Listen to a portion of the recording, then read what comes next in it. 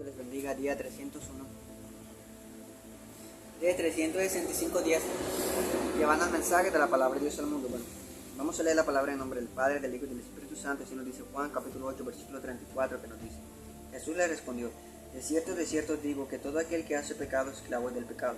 ¿Qué nos quiere decir esta palabra en esta tarde? Aquí nos está hablando acerca de que ellos no habían conocido la verdad, los judíos, y claramente esa verdad es Jesús, la cual los iba a hacer libres. Y es de la que les está hablando el Señor Jesús a ellos. Porque dice la palabra que Jesús les dijo a los judíos que si ellos permanecían en la palabra, iban a ser verdaderamente discípulos del Señor. Y claramente, al ser discípulos verdaderamente del Señor, al permanecer en la palabra, iban a conocer la verdad. Y claramente la verdad los iba a hacer libres a todo aquel que permanece en la palabra y conoce la verdad.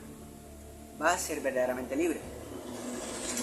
Entonces, habla la palabra de que ellos se excusan ante el Señor diciendo de que son linaje de Abraham y que jamás habían sido esclavos de nadie. Entonces ellos le preguntan al Señor de que por qué dice Jesús de que ellos tienen que ser verdaderamente libres.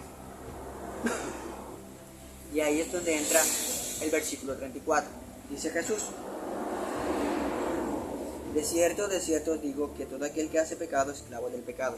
Claramente Jesús les responde esto porque Él sabía y veía en ellos que aunque ellos por fuera reflejaban bondad o reflejaban obediencia ante Dios, pero por dentro claramente estaban siendo esclavos del pecado.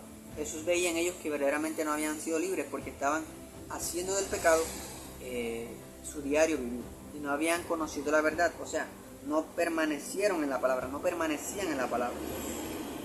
Claramente no eran discípulos de Dios, de quien ellos desean seguir y creer.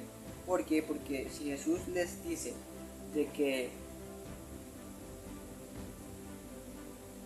que todo aquel que hace pecado es esclavo del pecado, es porque ellos estaban siendo esclavos del pecado. Y claramente no habían sido verdaderamente libres. ¿Por qué? Porque no habían conocido la verdad. Y por eso Jesús les dice eso, de que todo aquel que hace pecado es esclavo del pecado. Entonces, para nosotros no ser esclavos del pecado tenemos que permanecer en la palabra del Señor.